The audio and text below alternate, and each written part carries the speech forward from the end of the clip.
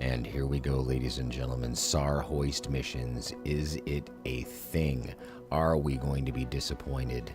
Are we comparing 2024 to 2020 and being surprised or not? At this point, I don't think so. But follow us along for the journey, the specs, and the results. Yesterday, we went out and tried to get the final endorsement for our helicopter to see if it would earn us some more profits. Still having some issues with key bindings. However, we have gone through 3 missions. And these 3 missions consisted of some bugs. We started off on an oil rig in the middle of the Bering Sea. First of all, not a good idea whatsoever. Not even a little bit. See, what goes on when they're doing this out there in the Bering Sea is a lot of weather. The wind is atrocious. You're going to see that after I get off of this helipad, the tether slack line is going to come almost 90 degrees off of the right side of the helicopter in the wind as I approach this beautiful little boat. See it? It's just 90 degrees straight off the side. The weather conditions in this environment were absolutely atrocious. This was the worst spot I could have possibly chosen to start helicopter hoist missions. Not intelligent. There was a little marshmallow on top of the pad. It seemed to kind of come in without a lot of fidelity in the graphics. It did improve the fidelity once you zoom the camera a little closer, but using that from this perspective is nearly impossible to pick up the cargo. I had to go in multiple times because of the ground effect coming off of the helipad.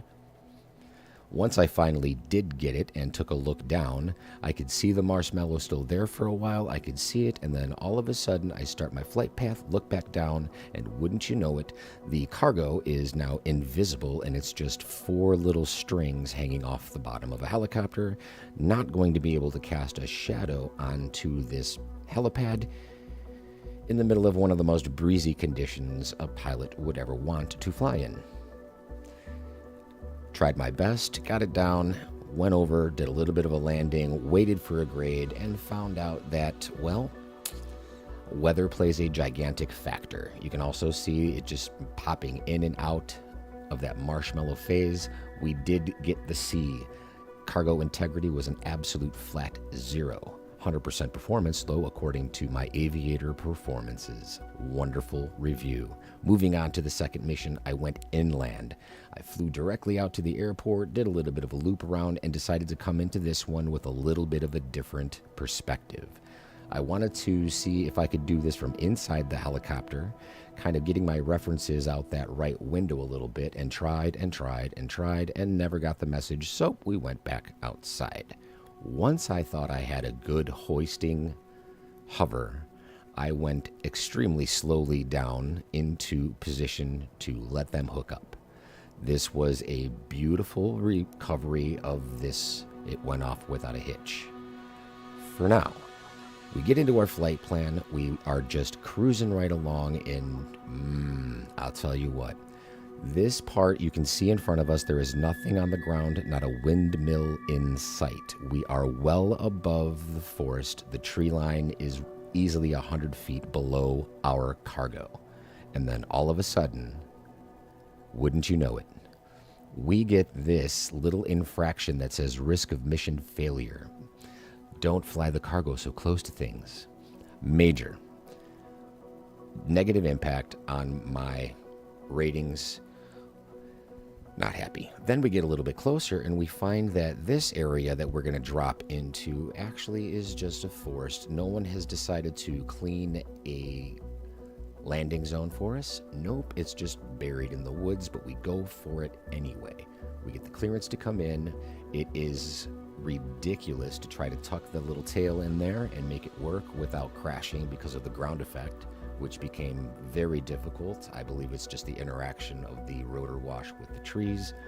Went down anyway, and wouldn't you know it, crashed. Came back in for a second attempt. Why? I don't know. I just wanted to see if I could actually at least lift this thing out of here using this exterior view. And finally, After many, many tries of trying to just move the tail of a barely trimmable H-125 into position deep into the canopy of a sloped forest, tried to get the nose into the slope a little bit, brought it down, brought it in, went back over the top, back and forth, finally went into a hover. I don't know how I pulled it off, but I did. So I just had to figure out what kind of score could this atrocity of a mission demand. I love how this flight path on the way back brought you directly over the tree line when you cross that hill. I digress. This was an absolute adventure. Came into the landing, dropped it down, and just drum roll, please. What kind of a rating? There's another aviator performance. Couldn't get around it. What kind of performance could I get out of this? I got ATC dinged for not getting a hold of them when I was taxiing. The option wasn't even available. So here we go. The drum roll. The grade for this cargo transport, a 67% for precision, 8% for cargo integrity, 82% for execution time. Even though I crashed the helicopter, I still wound up getting a C. I honestly don't know what's happening anymore. Now we're into this portion of it. I've got the specializations nearly complete. The only one left is the aerial construction, and it's asking for the score of one of these missions to be rated S. You only need one of them to be rated S, but that's the only way you can kind of break into the next level of these missions where you can start to earn more and more profits for yourself. So I figured, let's hit the world. Let's see what the world has to offer for missions now that we have that done. Wouldn't you know it, there's a bunch more cargo missions. They are slightly more beneficial. You can see that this one here has a credit income of $13.20, whereas this cargo mission has $39.70, but that is, again, not what we're here to do. I want SAR missions. So, have any more been unlocked around the world? Well, and well. Here we go. Back up into the United States. It seems as though we still have this one tucked up into the woods, and when we get very close to this on the map,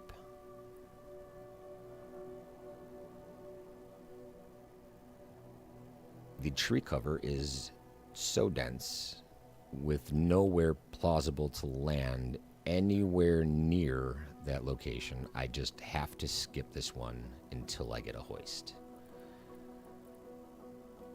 So,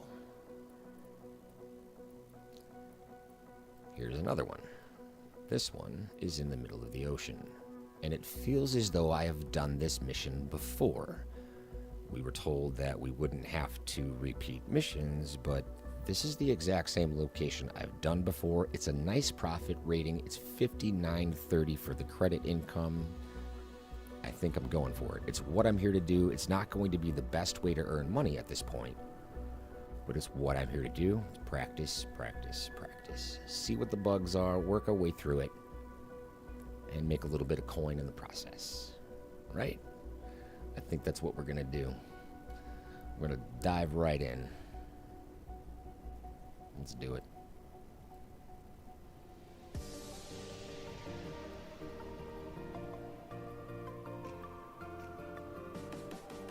We're going to get into the EFB. Let's see what this has to offer this time around. One thing I noticed about these flights, and I tried this with the sightseeing missions as well, they actually have quite a bit of functionality here. We know that this is supposed to be a duration of 30 minutes. Some of the missions are 45 minutes. So when we get into the flight planning of this, and we put all of our registration information in, none of this really sticks for the most part, but we come across this page. Now it says the ETE is 12 minutes, a little bit over 12. Now if I come in here and change the speed and I go down to something like 30 knots, now you can see it's going to take a little over 72 minutes. If I come down into 20, 108 minutes.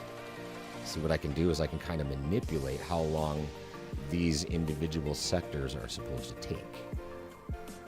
Going to 40, we'll just inch our way to it. 50, not 450. Yeah, we're gonna be cruising in this. 43 minutes, about 60, 36 minutes. So let's come down to 55, about a 45. Wow, I'm going the wrong way. Let's try 80, 27 minutes. So we're a little bit short. Right, now I'm going to keep that in there and kind of use that as a reference to see if we can actually get higher grades on these. We'll see what happens. I'm not confident, but I figured it'd be another great test. We are H0675. Flight number is something like 230 approximately. Not really keeping track at this point. ATC call sign is SAR. Heli 241, because, yep, once again, this is on sale. We're going to come in and do this according to all of the times on this. We're going to make it 8.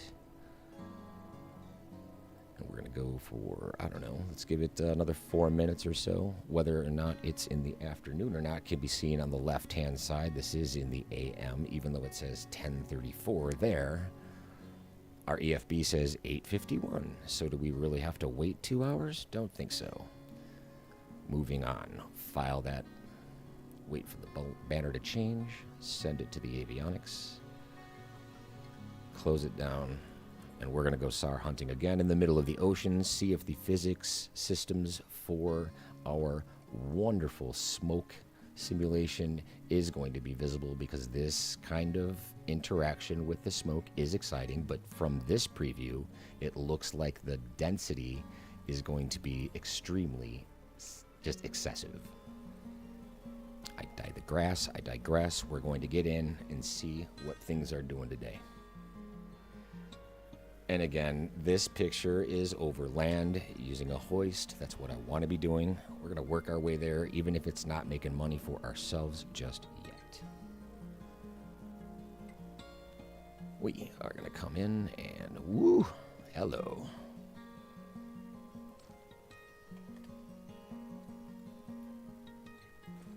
Start the usual pre-flight.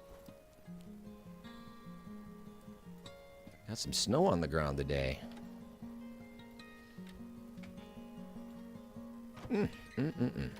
Weather condition. Well, can you really just do one operation instead of?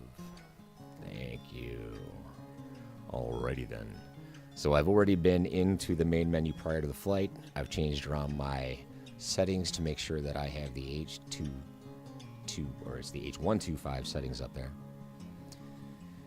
Trims still a little bit glitchy. I can get them to work, sort of. So what's happening is that I can do like a bump every once in a while and get a good reaction out of the trim, but it doesn't necessarily stay that way for long at all. It seems as though it like overreacts or doesn't react at all.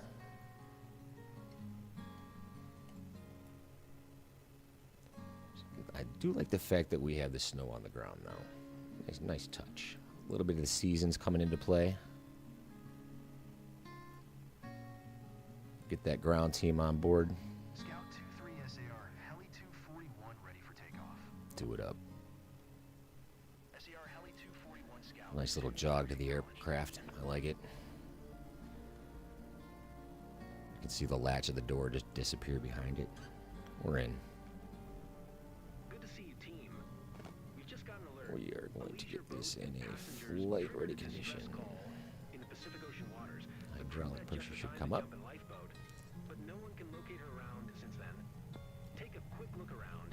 And now we're going to go into our timer and get ready for that.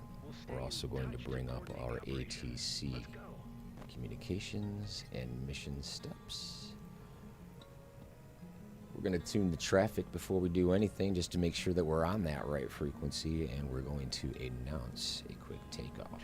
I'm also going to try to fly the majority of this mission from the outside.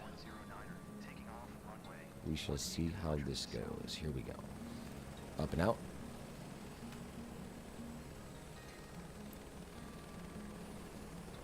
going to announce a tacky. Tacky? Charlie Tango 52 traffic SAR, Heli 241. It's tacky. Sierra Oscar 109er, taking off runway Our 18. flight bag is here, so we can put up a nice display. Oh, we got some horses just hanging off there. I dig it. I absolutely dig it. We can take our assistances on and off.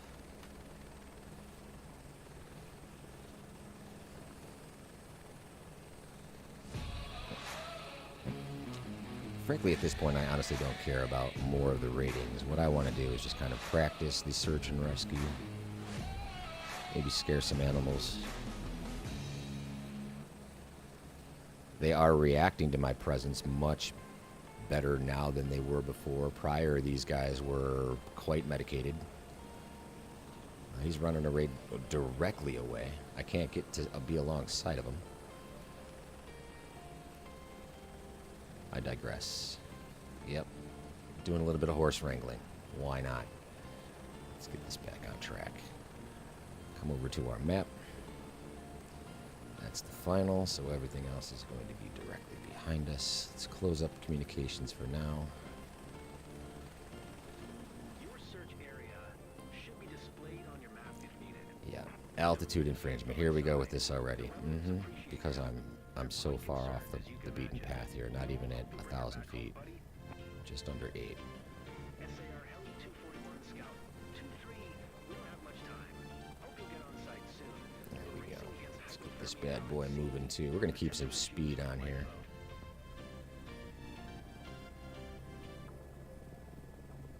Get this thing going. Let's take those off for a little while and just enjoy some scenery. We kind of know where we're going. I dig the trees with the snow on top of the branches. Very interesting. Much more dynamic than 2020. Got some pretty good rudder authority going on with the H125. I'm going to try to trim just a couple little bumps towards that nose in. Literally just 3 bumps of the hat switch. And it's still sort of correcting. We'll add a few more in.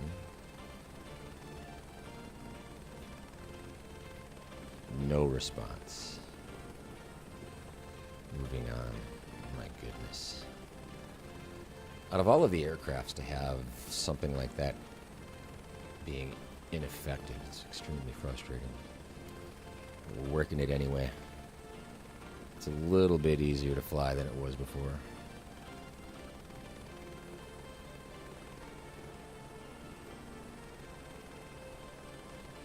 We still got a green shoreline over there. Is that just a road going? I think so. Looks more like grass.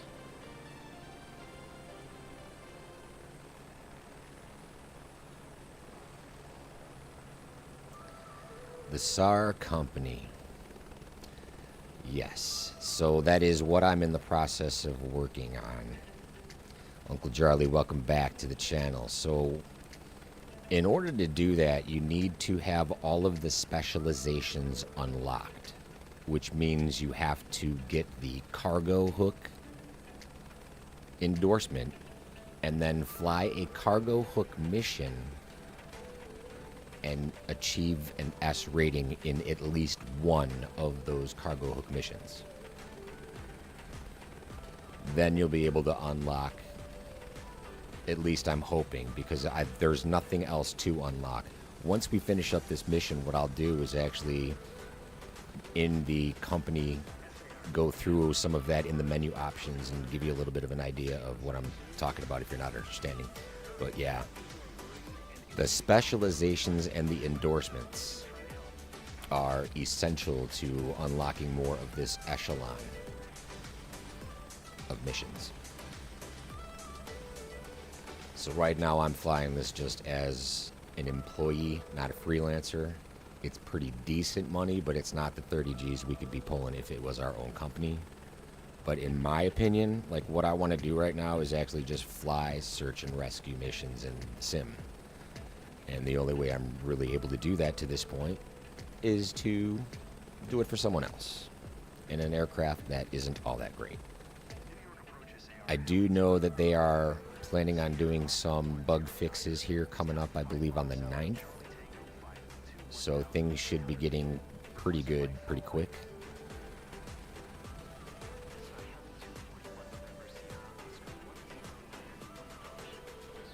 We'll see what happens.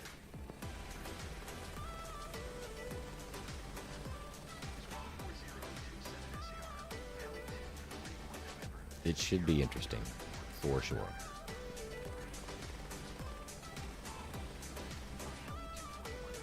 How much further we gotta go? Quite a ways. Well, since we're not really interested too much in all that, jump, skip to Maloo. I know how to fly in a straight line, sort of.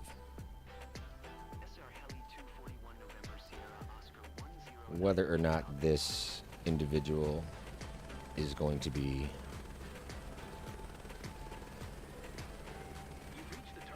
in a bath of smoke or just waving his mirror around is still yet to be seen, but I am definitely on the lookout for that mirror.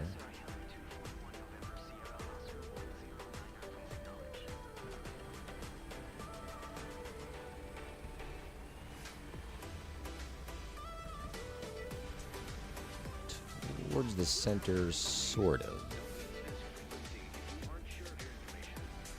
Definitely going to drop down in altitude here quite a bit. Last time we did one of these in the middle of the water rescues, they did not use smoke. They did use their pocket mirror to signal us. It was very difficult to see, but it just kind of stood out just enough.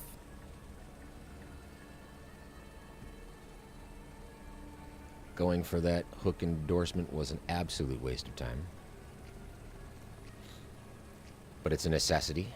Again, if we need that to progress to getting a H-125 SAR Hoist airframe in our company, that's what we're going to do. A little bit at a time, but no, it's all about search and rescue. Checking out to see if things have been fixed along the way or if they're going to wait to fix everything a lot at a time coming up on the 9th. Should be interesting.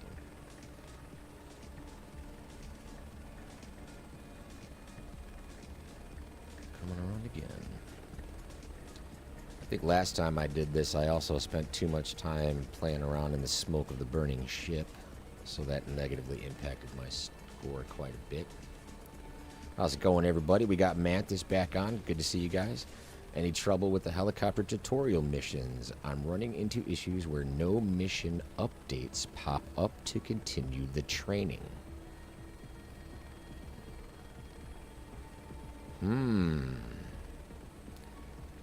The helicopter tutorial missions I haven't really gone through. I'm pretty familiar with the helicopters, but are you referring to the ones that lead up to your license? Because those went relatively smoothly. There were a few little glitches here and there, but I was able to progress through them with a pretty relative ease, actually. It wasn't all that bad.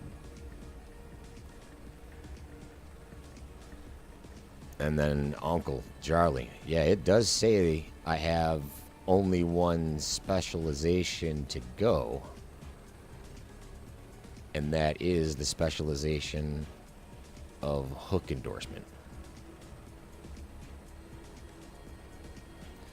No, Mantis, I didn't skip it. I did go through that. That list of different tutorials on the left-hand side of the screen that are a scrollable list. Yeah, I went through all of those. No issues with them. No major issues, I should say.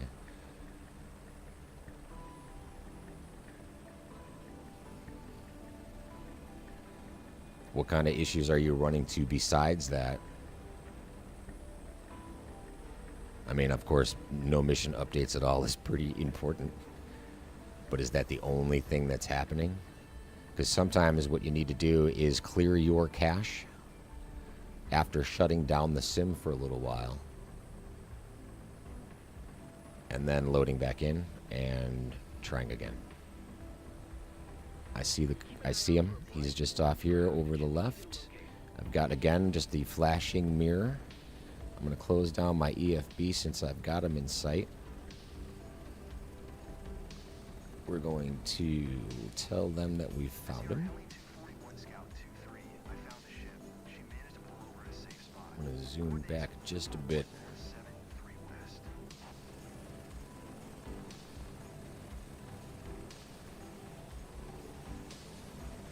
Oh, okay. I didn't know you could do that outside of the career. Very interesting.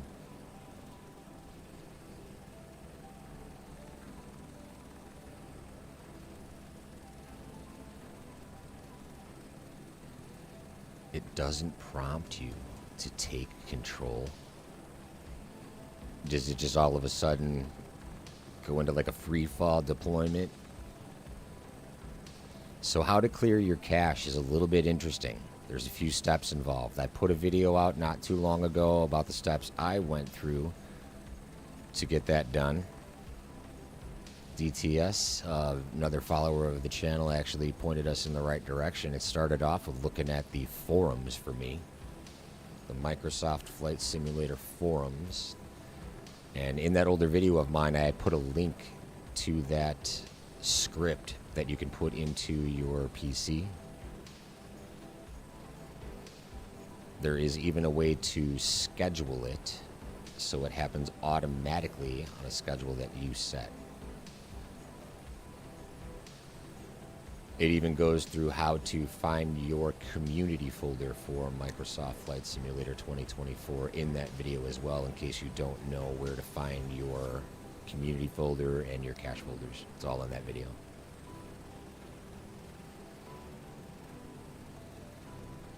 We are going to begin hoist.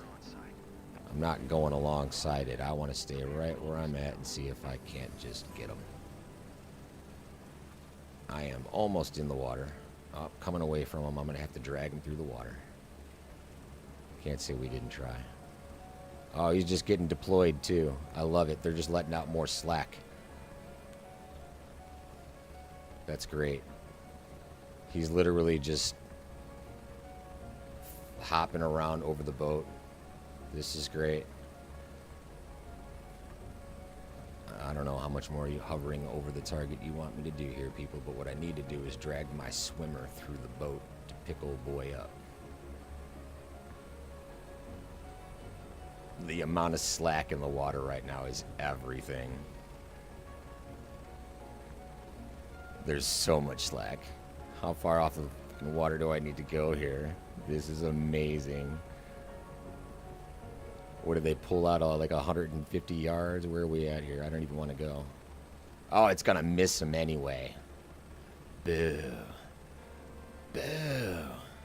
This is absolutely stupid. Sometimes I wish, you know, we could have just had exactly what we needed out of this when it launched. But this is, at the same time, extremely entertaining. Now we got him swinging underneath the aircraft. When we get off the water, you know, at this distance, sometimes what they'll tend to do is actually start to winch him back into the helicopter, but it does not appear that that is what he is doing this time. He's just letting him swing. And I am trying, without a horizon, to keep him in the picture and not put this thing down, hover at the same time. I do use a HOTAS and pedals. I'm on the Thrustmaster T16000M. Oh, see, he just brought him back up into the helicopter. Let's get back down there. I am okay with this HOTAS. The only problem is the control surfaces, specifically the pedals, and sometimes even the throttle. They will get a little bit sticky only because the material that these are made out of are mostly plastic. There is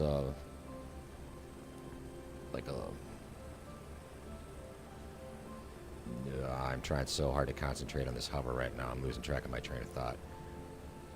There's like a little rod inside of the controller that the plastic slides on. Wrong button. But the plastic slides over it inconsistently and gives you a little bit of a jarring jerk every once in a while when you're trying to put slow, smooth inputs into it.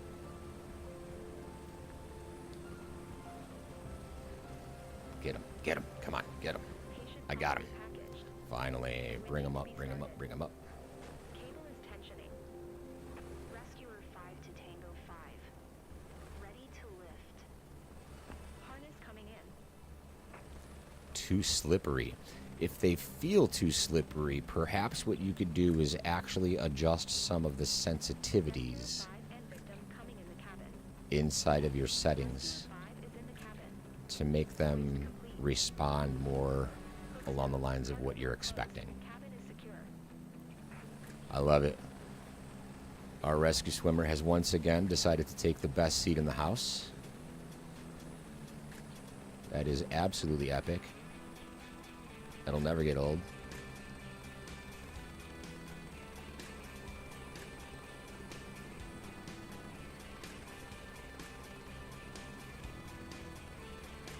Wow. Speed infringement. I don't even care, because you know what? Am I going too slow or too fast? Where am I sitting? Yeah, 40 knots. Yeah, I might be able to save this person's life a little more effectively with some speed behind it. Absolutely my pleasure, Mantis. Thanks for coming along. Enjoy the journey. You know, as far as computer specs go, too, so far I have discovered that nothing really too dramatic is actually needed. I do have a lot of RAM, but I'm running a Ryzen Threadripper, which also has 32 cores. 128 gigabytes of RAM is also pretty helpful, but they're streaming this information to you, and as you can see there, you know, I'm averaging around the 200 meg, and that's just on Wi-Fi. So even with some pretty low settings on a 2080 Ti, I'm getting a decent result out of it, good enough to be able to fly and stream at the same time. When I'm not streaming, graphics are much better because I bump those back up.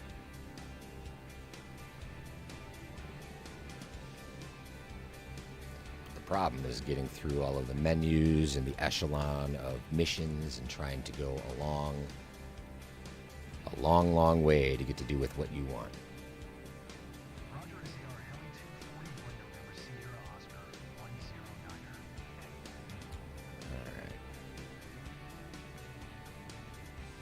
Did we go over the clouds? I know that they also really kind of frown upon you driving through the clouds.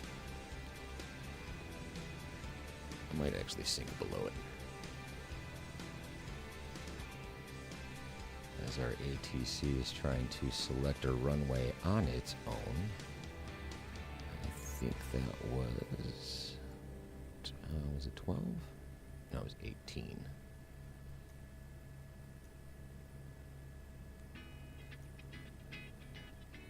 I'm not sure how low these clouds are.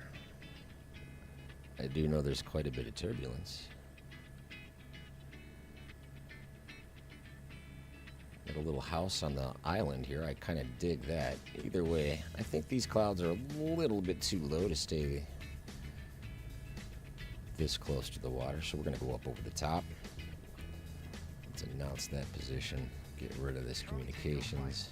Traffic SAR Heli 241 November Sierra Oscar 109er 16 miles south of Either way, search and rescue is very challenging. In an aircraft that's barely trimmable. Flight crew that just likes to play around. I love it. He's doing a little bit of maintenance while he's up there.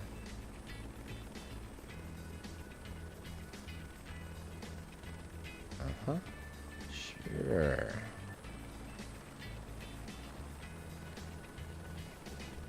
Quite the foggy day.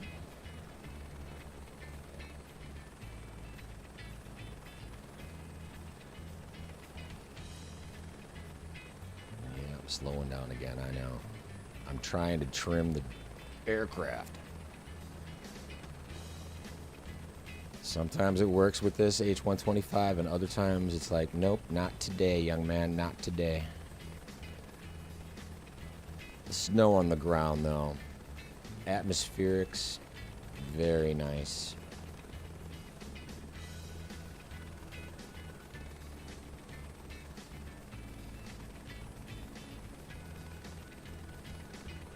I would like to see some smoke coming out of these stacks, because, you know, I think they would be emitting some kind.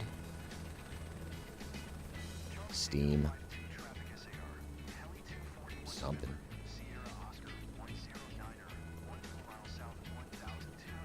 What's great is we really don't have long to wait before the next set of updates comes, too. We're just right around the corner from that.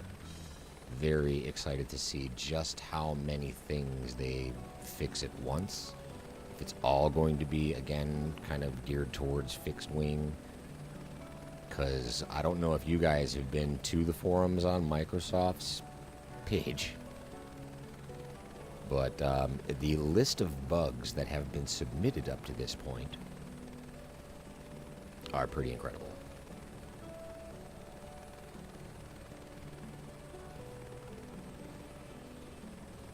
It's a long list. It's a distinguished list.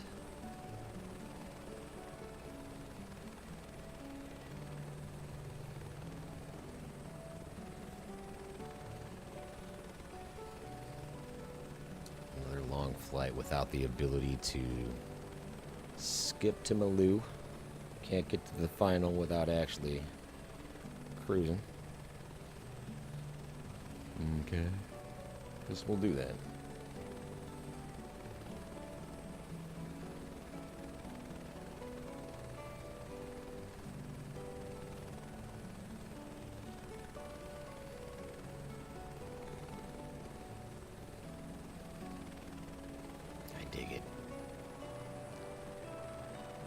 Generation of the trees instead of them just being over the roads all the time.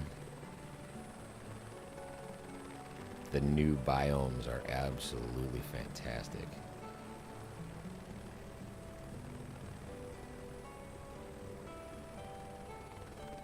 So is this dude. That is a champ right there. It's like the tank commander. I got this. Screw the patient, we don't need to tend to them. Got things to look at.